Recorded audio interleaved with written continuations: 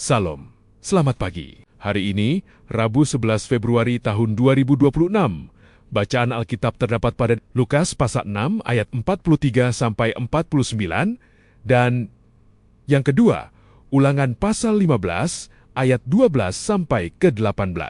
Ayat nats terdapat pada Yeremia pasal 31 ayat 20 berbunyi, "Anak kesayangankah gerangan Efraim bagiku, atau anak kesukaan? Sebab setiap kali aku menghardik dia, tak putus-putusnya aku terkenang kepadanya.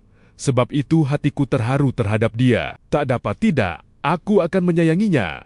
Demikianlah firman Tuhan. Dan yang kedua, Roma pasal 11 ayat 2 berbunyi, Allah tidak menolak umatnya yang dipilihnya. Renungan berjudul, Begitu Besar Kasih Allah pada Kita. Apabila kita menghitung kesalahan-kesalahan yang pernah dilakukan, sudah berapa jumlahnya? Jika kita menghitungnya, sudah pasti jumlahnya akan banyak dan hati kita penuh dengan penyesalan. Seringkali kita berpikir, dengan segala kesalahan, kegagalan, dan keputusan yang keliru, masih layakkah kita disebut anak kesayangannya? Mungkinkah Allah masih berkenan mengingat kita setelah berkali-kali kita jatuh dan melukai hatinya? Mungkin kita pernah merasa Allah telah berpaling atau menolak kita karena perbuatan kita yang berulang-ulang tidak sesuai dengan kehendaknya. Kita dihukum, ditegur, atau diizinkan melalui masa-masa sulit, dan pikiran kita langsung menyimpulkan, aku sudah tidak diinginkan lagi. Namun, firman Tuhan memberikan jaminan yang luar biasa, mematahkan keraguan kita, bahwa tak putus-putusnya kasih Allah terkenang kepada anak-anaknya. Walaupun Efraim yang melambangkan umat Israel yang sering memberontak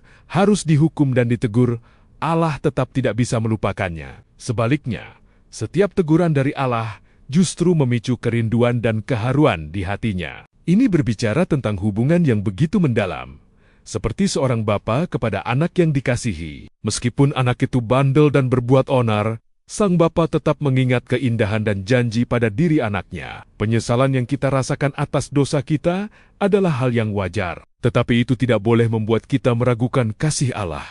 Justru, saat kita menyesal, hati Allah terharu dan Ia berkata, "Tak dapat tidak, aku akan menyayanginya." Artinya, belas kasihannya mendominasi penghakimannya. Sebab itu, pengasihan Allah pada kita juga didasari dari Roma pasal 11 ayat 2, di mana kesalahan dan dosa kita tidak akan pernah cukup kuat untuk membatalkan pekerjaan kasih karunia Allah atas hidup kita. Sekalipun kita jatuh, tersesat, bahkan terasa jauh, kita harus selalu kembali mengingat Allah tidak menolak umatnya yang dipilihnya. Oleh karena itu, marilah kita menanggapi kasih dan janji ini dengan pertobatan yang tulus dan keyakinan yang teguh, bahwa kasih Allah itu begitu besar, sehingga bahkan dalam tegurannya terkandung kerinduan, dan dalam pilihannya terkandung janji bahwa Allah akan tetap setia, meskipun kita terkadang tidak setia. Doa, ya Tuhan, mampukan kami berbalik kepadamu hari ini.